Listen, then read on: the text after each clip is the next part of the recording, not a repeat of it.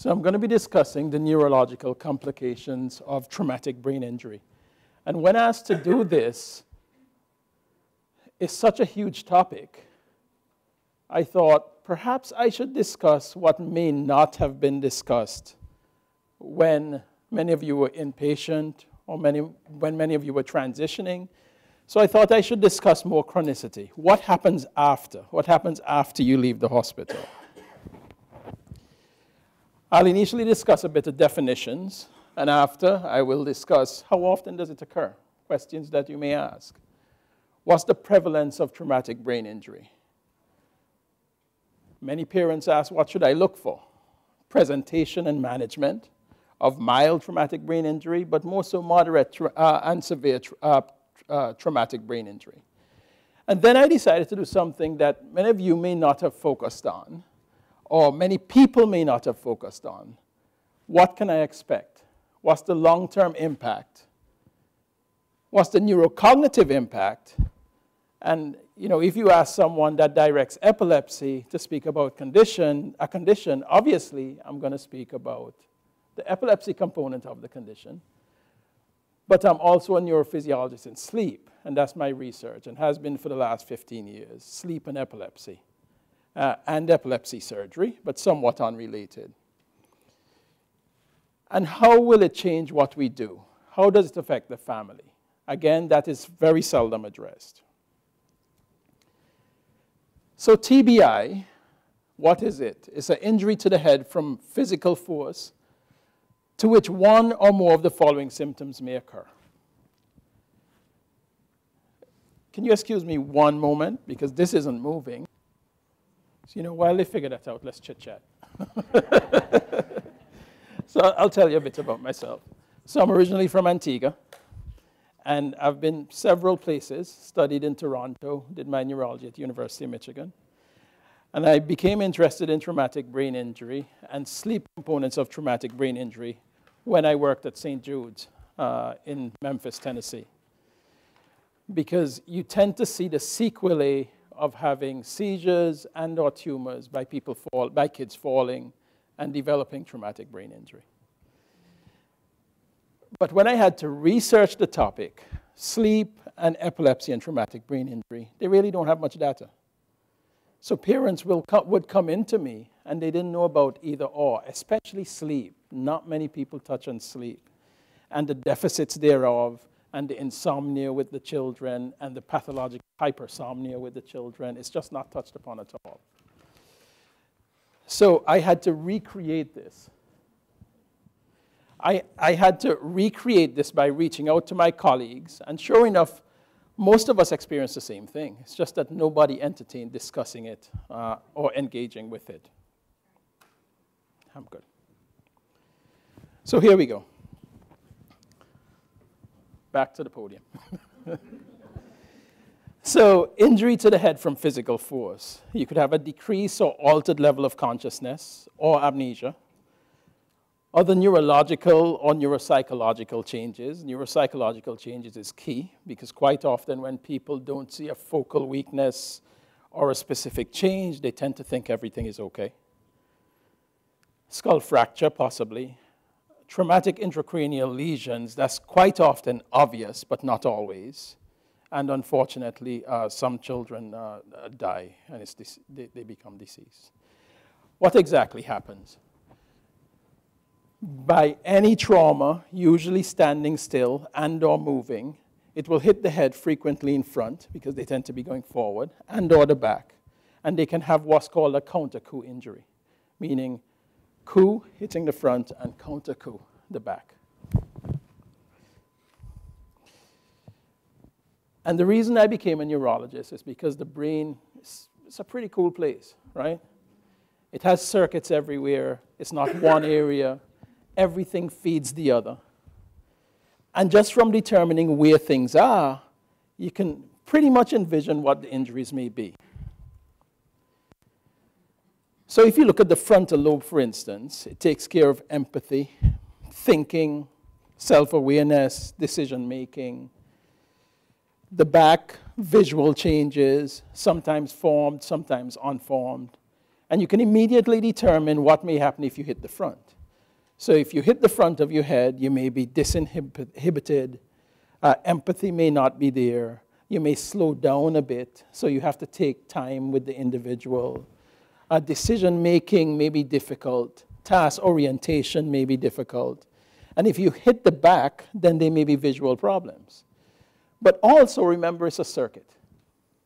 And if you're hitting the front and or the back, there may be what's called shear injuries and or bleeds. And those shear injuries and or bleeds, they may cause that focal weakness. They may cause memory issues if it's more the temporal lobe. They may cause sensory issues if it's a parietal lobe.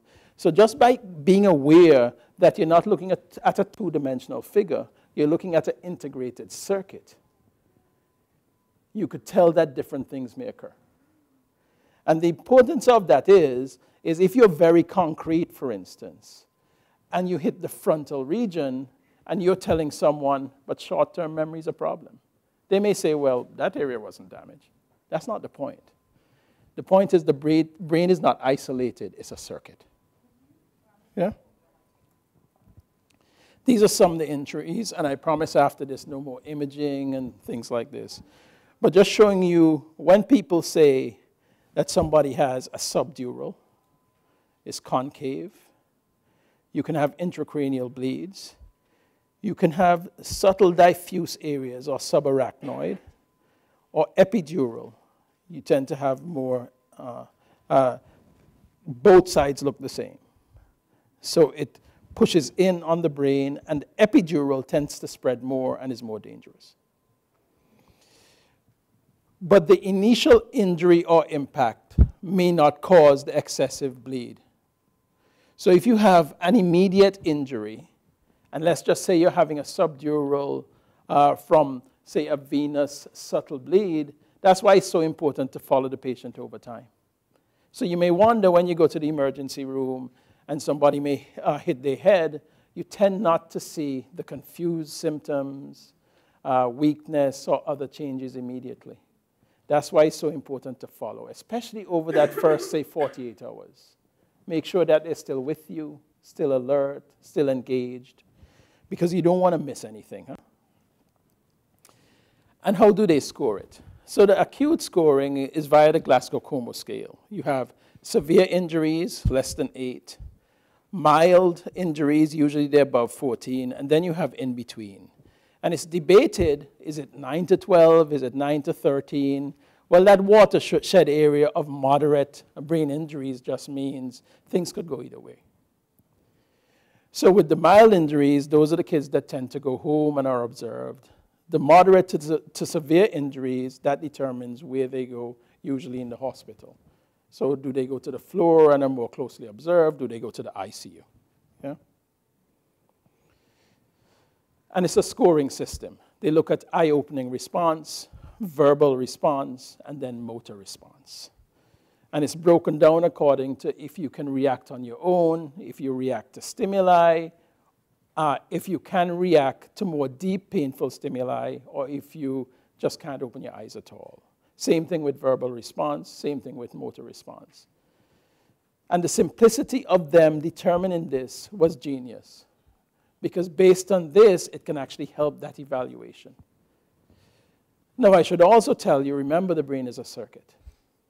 So even if you say have an 8 now, it doesn't mean that the ramifications may be significantly better over time, especially for neuropsych.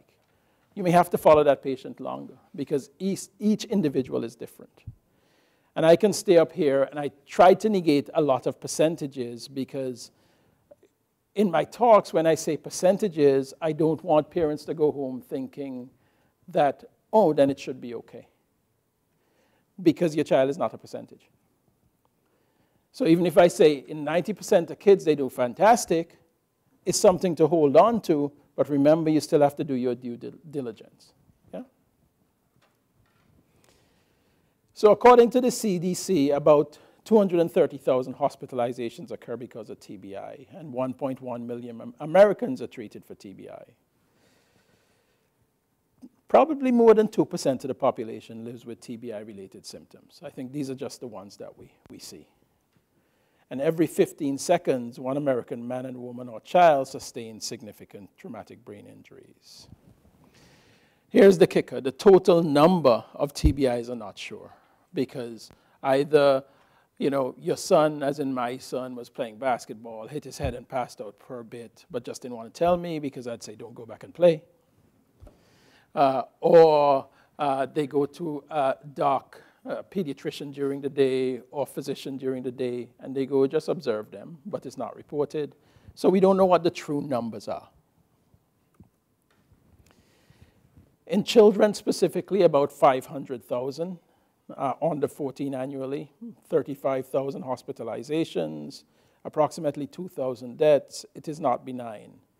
But the kicker is 94% live, and outcome is totally dependent on intervention.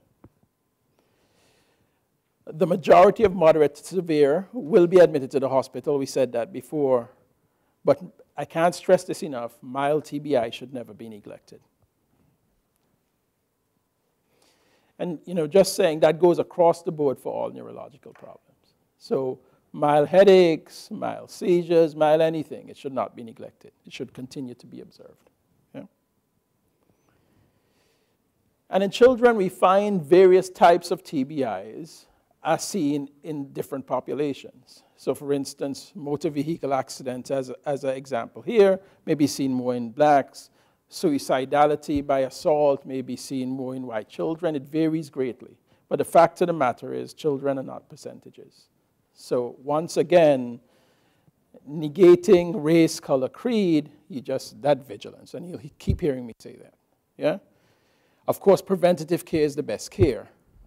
But that's a debate and a political debate that we could have another time about sports and everything else. What are the causes? Under 4 is pretty much falls and over 75. Motor vehicle accidents, 15 to 19 years. Striking something, running into something, about 19%. Assaults, 11%, but they cause the highest probability of death. And about 2/3 are more suicidality, unfortunately. Bicycles, etc., less. Transportations, 2%. Suicide, as suggested, 1%. And of course, there's child abuse and other causes. If you look at younger children, children under 14, we're talking mainly falls. Quite often accidental falls. Buildings, windows, simple falls, running falls, falls during games. But once you get above 15, you start getting into motor vehicle accidents, more sports, recreational problems, and assaults. And fatal injuries tend to be in and around that age more so than others. So with motor vehicle or transportation problems and firearms. So these are just emergency hospitalizations and mortalities. And the kicker here is the majority of people tend to go home, and we have to figure out how we can best get them back to normalcy. And I'll just go a bit lateral because you can get folks back to normalcy even with injuries. Telling you about a cousin of mine who I call Uncle Older. At 5 years old, he had a traumatic injury to his eye, and he had a concussion at the time. They took him into the hospital, and he will tell you it's a blessing in disguise because they found the other eye actually had a retinoblastoma. So he lost total vision. The end game here is he's now representative to the United Nations. So hope is never lost. That's the kicker. But you need a team. Independent of parents, teachers, you need lots of physicians, emergency docs, critical care, trauma, child neurologists. The list can just go on and on and on. But you need that team, and you gauge that team pending the problem with the child. And what do we do as child neurologists? Well, we try and help determine the extent of the injury initially. I think most of what we do, although we tend not to admit it, is advocacy for the best management. We try and prevent secondary brain insult. And what do we mean by this? Do no harm. So try and impede and say, if this is being done, don't do it that way. Let's try and get physical therapy up and running. Let's get Botox done, because if they're weak on one side, they may fall and have a secondary insult. We tend to stop seizures because seizures in itself can cause harm and can hurt the brain. And independent of that, even in the acute setting, if you calm that brain down and you allow it time to rest, then they tend to recover better. And then we transition patients from acute to chronic care. And I say we here because the importance I've learned over time is not necessarily the doc alone, but you have to involve the social worker, you have to involve the physiatrist, the psychometrist, the counselor, etc., etc., etc. What are the signs and symptoms of TBI? You tend to have that sleep again, change in sleep patterns, irritability, child does not stop crying, hard to console, listlessness, loss of balance, playing behavioral changes, refusal to eat, just being tired all the time, unsteady walking, vomiting. The ones in red are hallmarks for them possibly coming into the hospital. With the mild TBIs, you tend to have a shorter period of loss of consciousness or altered consciousness. So they don't always have to totally be unconscious. If it's altered, blurred vision, ringing in the ear, bad taste in the mouth, dizziness, loss of balance, quite often headache, memory problems, moodiness, problems focusing. And this tends to be difficult in folks that may have a predisposition to attention deficit disorder. And if they have attention deficit disorder, it's a vicious circle. They're more likely to do things like jumping off tables, getting injuries. So you may be caught in this cycle of, are they not focusing because of the TBI, or are they not focusing because of their baseline of attention deficit? So you have to tease out some things. Moderate, you start getting more agitated, the headache persists and is more severe often. You tend to get convulsions and seizures, which you'll find out is quite different from epilepsy, and we'll discuss that. Problems coordinating, being very unbalanced. Confusion is really profound, and sometimes it waxes and wanes. And then they may have the weakness, numbness, or tingling. And with Mayo, time to see the doctor, and I've added it a few. If they're having convulsions, a definite. Repeated vomiting, sure. Slurring of speech, definitely, but parents tend to think of slurring of speech, let's wait a little bit and see what happens. No, that if you're slurring speech, then you should come in. Weakness and numbness of the arm, sure. I added in these few. Inability to walk or unsteadiness. And you have to be careful, especially in very young children, because in very young children, when they're upset, they don't want to walk, they want to be held. So them stumbling and falling over, we have all run into this. We tend to think, oh, is it because they just want to be held? Or is it because they're really unsteady? Difficulty arousing them. And of course, loss of memory of what occurred, sometimes loss of memory of faces. This is just the flow. I'm not going to dwell on this because of time. But quite often, when folks come in, if they're very confused, they're either going to end up in the PICU. If they're obtunded, they may need intubation. And from there, there are two paradigms. They either go to the floor or they go to rehab. Very seldom do they go straight from PICU to home. And then from rehab and or the floor, you can go to outpatient rehab, or you can go home requiring intervention of some type, whether it be neuropsychological, just comforting, so lots of extremes of outpatient therapy. I'm going to mention some non-neurological complications that may occur in the hospital, but again, not dwelling. So sepsis, because of a prolonged time of intubation, respiratory problems, hypotension may occur, and or hypertension, respiratory failure, quite different, or acute kidney injuries. But the neurological complications, spasticity and or stiffening, hydrocephalus may occur, and that's treatable, concussion syndrome, post-traumatic seizures, or epilepsy and sleep pathology. Very briefly on post-traumatic hydrocephalus, you watch the CT scan over time, MRI may help. Shunting almost totally relieves most of the symptoms. But you have to be very careful. The ventricular size may not look like it's getting much larger, but if you see anything concerning, sometimes a lumbar puncture may be required. And if you drain some of that fluid and they improve, then it's likely that a shunt may not hurt. And often people are resistant to shunting, obviously, because it's a surgery, but it's remarkable how these children improve if shunting is done. So the potential percentage of problems with that surgery may not outweigh the benefits of doing that shunting. So in infancy, you can see because the head is not fused, so you see an increase, and then they may get even more irritable or sleepy. Whereas in children and adults, they can tell you. So they can tell you that we're becoming more nauseous, the blurring, the vomiting, slowing or less developmental progress, lethargy, etc. Now, in saying all this, teenagers are the most difficult human beings in the world to read. Because teenagers tend to sleep the least but need the most sleep. They don't lie, but they don't disclose the truth. Very different. So my daughter told me this. She said, I don't lie, I just don't always disclose the truth. Yep, true. So you always have to ask, right? And then the last thing is, at a certain period, they always know more than you. So you always have to assume, since I know less, can you please inform me?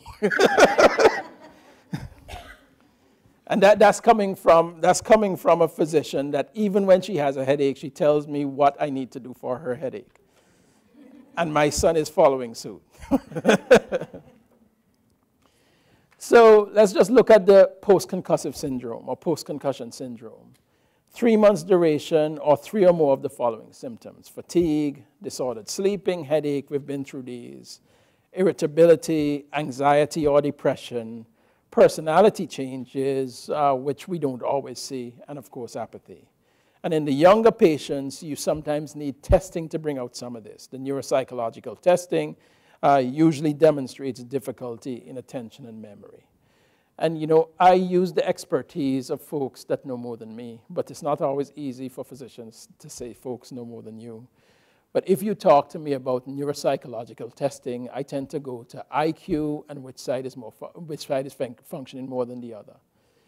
Truth be told, the neuropsychologist can go into much more detail, and they can help that child advance their care in school, etc. So I use them all the time. As a matter of fact, I think with severe neurological pathology, everybody should see a neuropsychologist, but they just don't have enough neuropsychologists.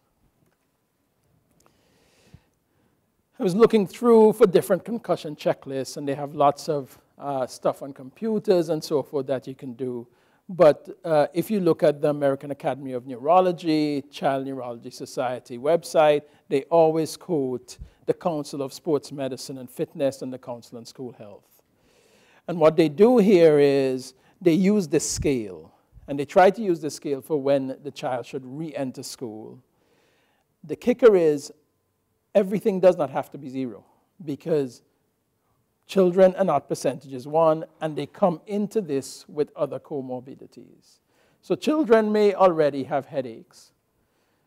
When they get back to their baseline, that's when you could move forward. But if you ask a child, do you have headaches? You can't tell them to say, let's get back to baseline. They may put yes. But if it's going into the trajectory to my left or your right, and going from, say, a 6 to a 1, and they have baseline headaches, then they could potentially re-enter. And in kindergarten, it's very, very different. So in kindergarten, many of those things that you asked in the last slide, you can't ask in this slide. So trouble paying attention, et cetera, to that level, then you can determine when to move forward. So American Academy of Pediatrics suggested the first days following concussion, a child may be too symptomatic to attend school, and we know this. And we should write letters pertaining to that, and we should notify the school of that. When they have lessened and are tolerated up to 30 to 45 minutes, the child could attend school, but to a lesser degree. usually happens a few days to within the first week of concussion, but may go on for 3 weeks, may go on for longer. And in order to reduce the risk of brain injury, a child must be removed from many of these things described. So all sports in and out of school, physical education, classes, dance, strenuous activity, karate, teachers, football definitely. I'm saying it because it's Texas. And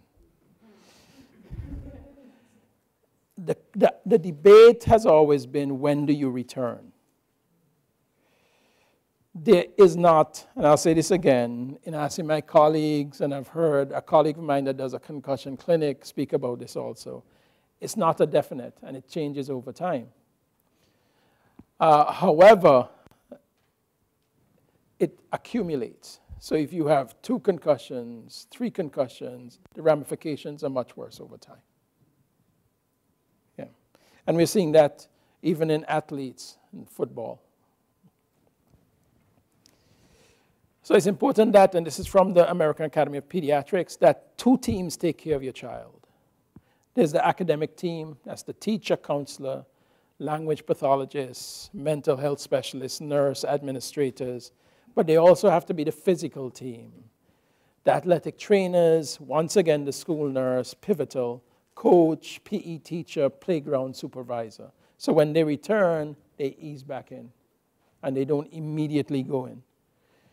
And if I had the wherewithal, all these folks in school should be trained or have a designated person that knows how to do this and monitor children that have concussion and traumatic brain injury.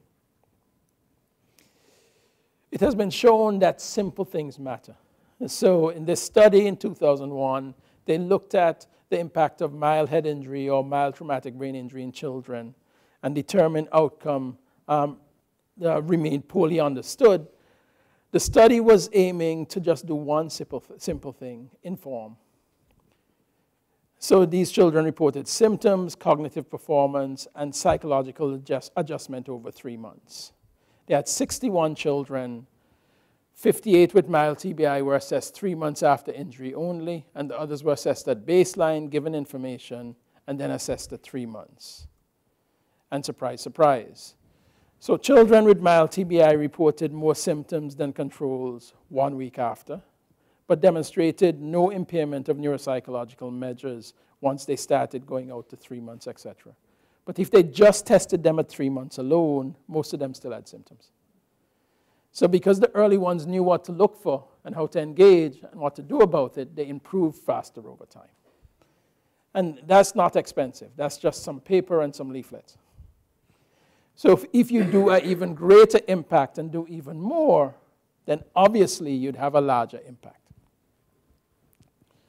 How about seizures?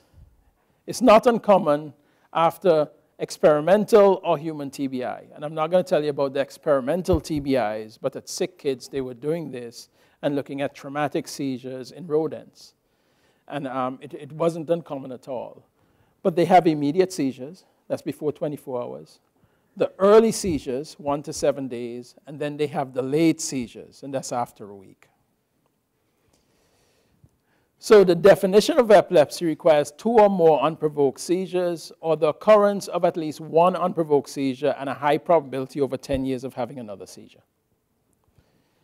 If you have the acute seizure, or even the seizure prior to a week, the probability of having another seizure is less than if you have a seizure after 1 week but never had it before. And if you have a diagnosis of epilepsy, it does not necessarily mean management for that condition. Again, if you have a diagnosis of epilepsy, it doesn't mean you'll always have to be managed for that condition. And I'll tell you what I mean. If you have 1 seizure and then you have another seizure and it's not provoked, you have epilepsy. Many of those children, as a matter of fact, 47% of those children will go on to not having any more seizures after management. So they manage them for 2 years and they wean off the medication and they're good. But they've had epilepsy. Or if you have a provoked seizure and an unprovoked seizure, the fact that you had that secondary unprovoked seizure after 7 days, it's still counted as the first seizure.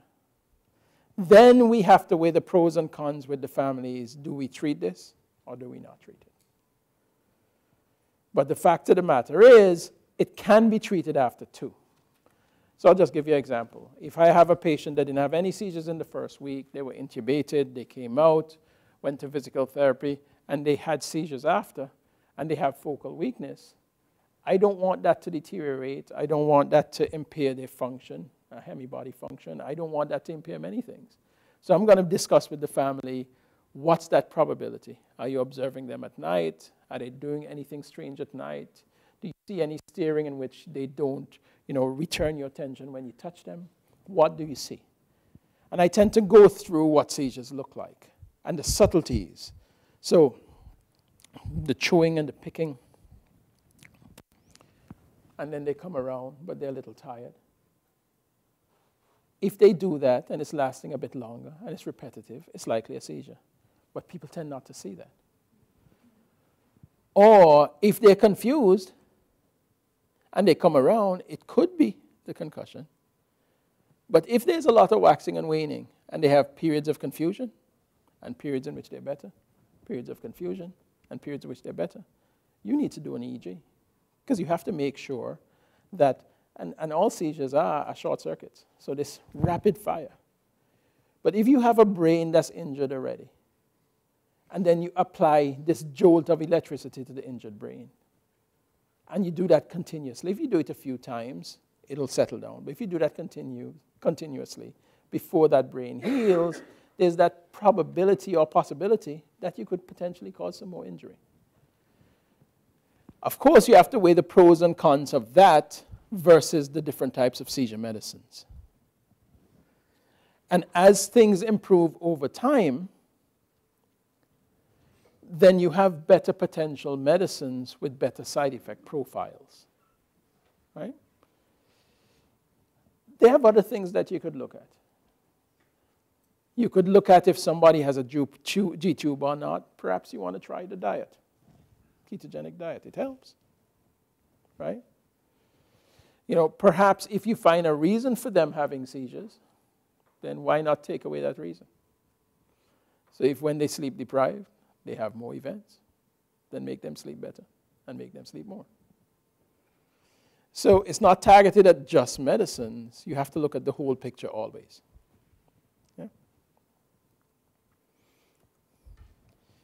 What's the risk of epilepsy after TBI? 30-year cumulative incidence of about 2.1%.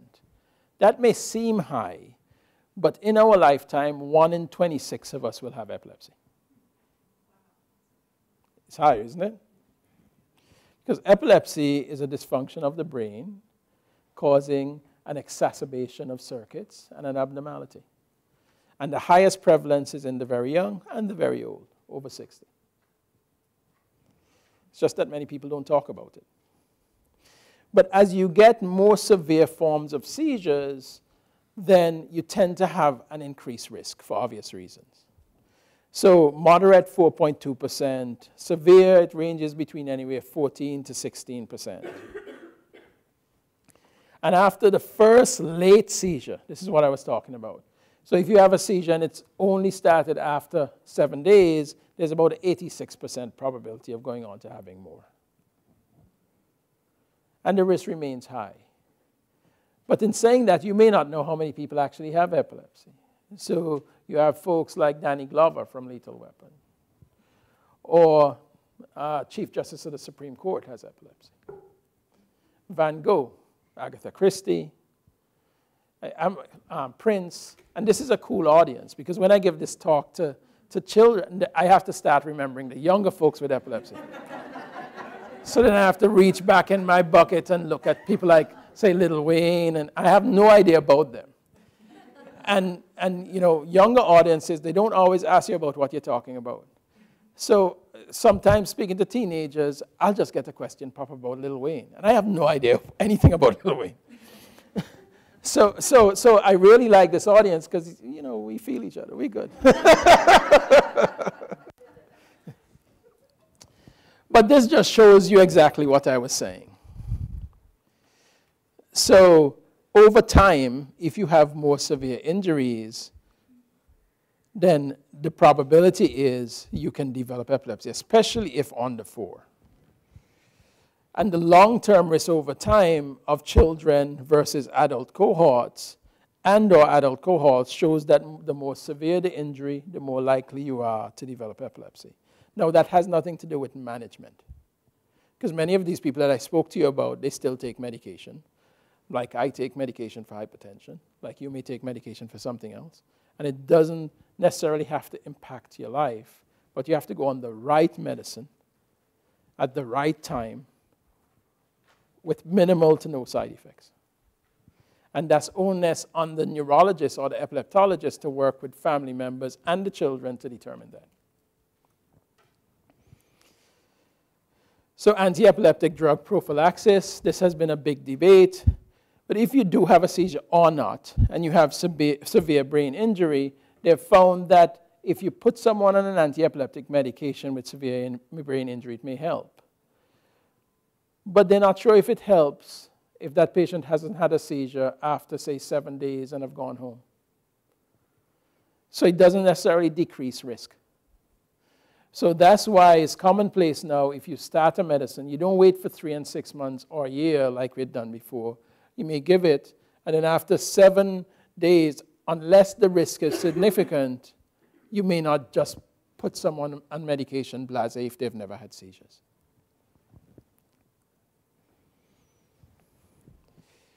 But there's a weird paradox here in that if you have significant seizures, you are at risk for TBI. So you may find the inverse in that someone has seizures and then they fall and they have a traumatic brain injury, which may increase risk for seizures or not. And I have tons of vignettes. So I have a vignette of a patient of mine with what's called a genetic generalized epilepsy, very easily treated. Teenager, very, very good kid. But like me, was a kid that liked to get into sports, liked to do a lot of different things, and was just about to drive. But his parents found out before he went in to drive that he stopped taking his medicine on his own. I think they found it on his pillow or something. He was upset that he wasn't able to drive. He couldn't do it in the police station, but when he came out the police station, he ran to jump up on the wall and was hitting the wall. He hit the wall, ran to jump up on the wall, and hit and fell and developed a subdural, an intracranial. So, I mean, the story ended okay, but he had to be in the ICU, he had to be in rehab, etc., for about a month, and then came out. And he's doing much better now, and he's taking his medicine now. He's still doing the crazy sports, and I'm dealing with that and him. But at least he's doing better now, but that's not always the case. So this just looked at TBIs and emergencies, and it showed just what I suggested. There is a cohort of patients that are at increased risk. And all is not lost if medications don't fail. If medications don't fail and you know where it's injured and you know where the site is, you could potentially go after that site, but do no harm. So surgically, we may be able to get rid of that site and take someone off medicine. And or leave them on medicine, but much better control the seizures. Or there's a device that we can use to reduce medication. More recently, we've been doing something even more minimal in using a very small 3 millimeter hole in the skull to put in a catheter that's 1.2 millimeters, the tip of a pencil. And my colleague, Dr. Lee here, is using a laser now and ablating that area, and these kids can potentially go home the next day. So we're trying to minimize risk and improve outcome continually. Let's just speak a bit about sleep disturbance. Forgive me, I'm going over, but we started a tad late. So sleep disturbance, about 30 to 70% of persons with mild head injury have sleep disturbance. Insomnia, fatigue, sleepiness. Especially with the moderate to severe, you have to be careful for narcolepsy because you may, children with narcolepsy, so narcolepsy is this condition in which everything is confused. The whole control of sleep is confused. So when you're awake and you laugh or you're having fun, your body thinks, oh, he's excited, he's dreaming. And when you dream, you lose tone. So you lose tone. So you may have narcolepsy and you're laughing with someone and then you just drop. But you're still sort of awake. During sleep, during dream sleep, we can't move. Or if we could move, we could act out our dreams. But in narcolepsy, during dream sleep, when your brain is active, your body goes, oh, wow, they can move. So they start moving. So people with narcolepsy would punch people, throw things, and things like that. But the kicker is, during the day, you may have pathological hypersomnia. And that's how children present. They're just extremely sleepy. They fall asleep at the nick of a dime in the car. They fall asleep everywhere. But you have to tease out that from other medicines they're on and everything else, and post-concussive syndrome. So that tends to be the most difficult. And then lastly, some of us experience this when we're really tired. You may have what's called sleep paralysis. So you may be awake, you know you're awake, you just can't move. And it's the scariest thing. You feel like if you're falling, your eyes can move around. Sometimes you see little dark spots in the side, and then all of a sudden you can move. And it's really, really scary. So they tend to experience that sometimes. If you don't sleep, you can become more depressed, you can become more anxious, you're much more pain sensitive, but TBIs can cause the same thing. So you get into this vicious circle. You have sleep disorders, you have more pain, you become more moody, you can't sleep, you have more pain, you become more moody, and it just goes around and around unless you intervene. And if you want to diagnose it, there are many tests that can be done, both inpatient and outpatient. So this just shows a little bit of the induced sleep problems. So insomnia, the best way to treat insomnia is behaviorally. No matter what medicine you go on, you need a behavioral component. You need to go to sleep at an adequate time, take off the lights, get rid of the computer, say half an hour before, and consistently try to wake up at a similar time. So my friend, I don't want to dwell on like teenagers, right? But let's say, for instance, me. So I go to sleep at midnight. I wake up 5:30, right? So if I get a traumatic brain injury, and I have to sleep adequately and should be sleeping 8 hours, and my wife, bless her soul, tell me, go to sleep earlier, and I want you to wake up at, say, 6:37. It's just not going to happen, right? So she's going to have to potentially do things to help me do that, like you can't watch any of the new shows before you go to bed, right?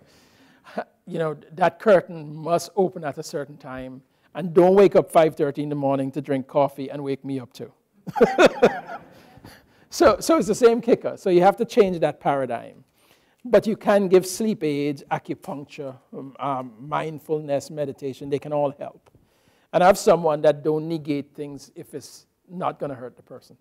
So if you want to use meditation and it's not going to hurt them and it's going to help them, I'm all right with it.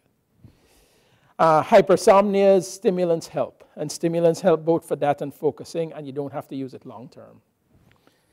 Caffeine, it's not bad around that time. It's a stimulant, works the same. And then sleep apnea. With sleep apnea, your airway narrows. You could either blow air in and open it, you can pull the chin forward and open it, or you can take out something and open it. All you have to do is open that airway. Yeah. Last but by no means least, family burden. They have several studies that have been coming out since about 2005 looking at family burden. This is quite a good one. Looking at children aged 5 to 15 years, and caregivers completed baseline 3-month, 12-month telephone interviews. Looking at emotional impact, general worry, perceptions, days missed from work. What they found of these 330 children, follow-up was conducted in 312 at 3 months, 288 at 12 months, so pretty good retention. Most subjects white, 68%, male, 69%. Of the abnormal pediatric quality of life inventory, they looked at subscores. Abnormalities were reported in 75% of patients at 3 months and persisted at 1 year.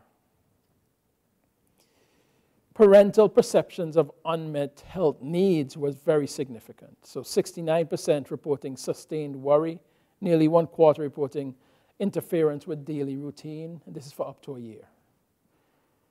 Child dysfunction predicted parental burden. So the more dysfunctional the child's life was, the more parental burden, and that's not surprising. At 3 months and 12 months. But here's the kicker. If they had unmet needs, it was a lot worse. So if needs for parents and children were adequate, then that quality of life and the dysfunction was much less. So whereas here we're looking at giving medicines and just doing physical therapy, etc., if they had unmet neuropsychological needs or engaging the school or having to fight insurance companies, it was a lot worse than if everything came to fruition. But here's what all of the above don't know. If they have met needs in school, with insurance companies, with everybody around them, then the symptoms tend not to last long. So if up front you do what you need to do, then maybe it will last for 4 years or 3 years, but it will not last for 8, 10, 12, 15 years. Or you may improve or impact that child's quality of life so that you don't have to intervene as much. But we tend to look at here and now and the green. Like, how much do we have to spend now? Not how much do we have to spend down the road. Yeah? So caregivers are more likely to report family burden problems when child functioning is poorer, and not surprising, healthcare needs are unmet. If they're unmet, then it interferes with everything. That's both at 3 months and at 12 months. So we went through a lot here.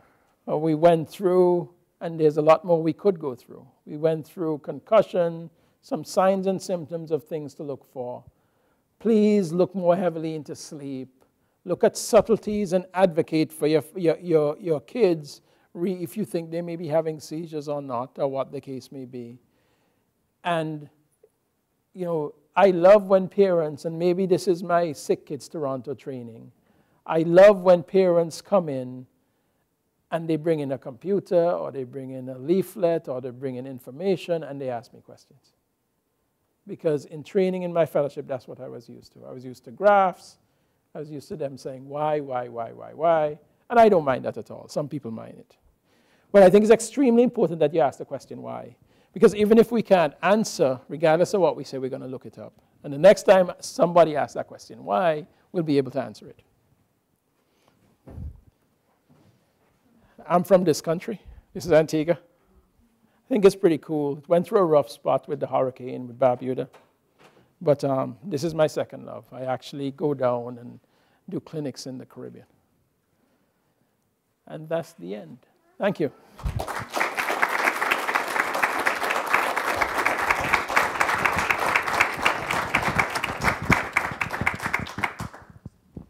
Thanks. Questions? Sure. Very excited to see what Del Children's has done in schools at the elementary school level. We're now seeing a concussion checklist that the school nurse can give out. My son's had a concussion at the elementary school level. I'm glad to see that increase, and it makes me feel so good as a parent to know that Del Children's is so good at concussion is behind that worksheet. And I'm wondering if you could talk a little bit about the outreach that you're doing in the Austin community around concussion. So it's difficult for me to speak to the outreach of concussion alone. Yes, right. So Del Children's has been working not only with the community, but also with the pediatricians and with my colleagues in neurology to look specifically to this. And the reason it's difficult for me is because remember that 1 in 26 I told you about? I've been faced with the task of doing the exact same thing with epilepsy. But it's a parallel approach. So as you know, they're working very much with the schools in doing that, but they need feedback. And I think everybody needs feedback. So part of it is what they're doing, but part of it is what they're not doing that you guys would like them to do. Okay? Hi. Does your data apply to a pure anoxic or hypoxic brain injury as well as to traumatic, or is there data available that follows the long-term sequelae, including seizure disorder, for pure anoxic brain injury? Yeah, it's somewhat similar, the data. The percentages are different. But if you have an anoxic brain injury, it tends to affect certain parts of the brain that are quite different from the traumatic brain injuries. Right. So it affects the midbrain more, but it may affect the mesial temporal region more, and or the areas of highest metabolic demand. So you may not only see seizures, you may see movement disorders. Yeah. You're welcome. Sure. Doctor, what do you foresee in terms of a test for a person who's still alive to diagnose CTE? Oh, good question.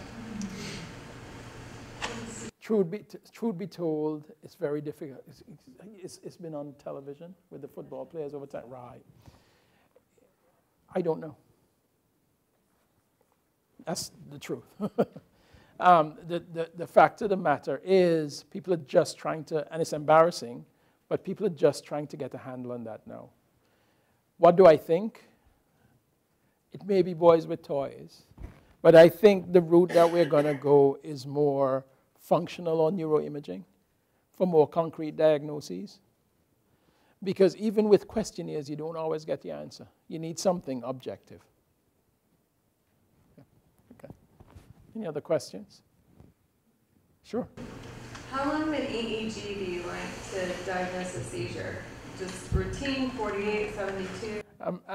Excellent question. So, and you know, I just gave this lecture at the American Epilepsy Society a couple years ago. If you look at a routine EEG in an adult, even if you have seizures, only 29% are going to show an abnormality. If you look at it in a child, it's higher. It's about 49, 50%, pending the core group you look at.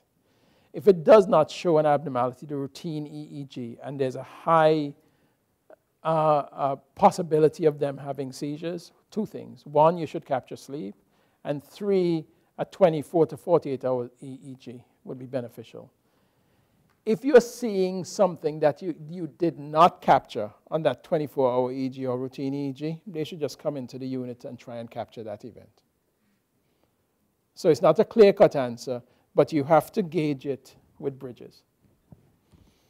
So for instance, if you're thinking someone is having, say, temporal lobe seizures, and they're having, say, seizures once every 3 months, it makes no sense to bring them in for 2 days to capture the seizure. But it may make sense to bring them in for 24 hours to see that slowing overnight. And I can say, mom is probably right. See what I mean? Yeah. Sure.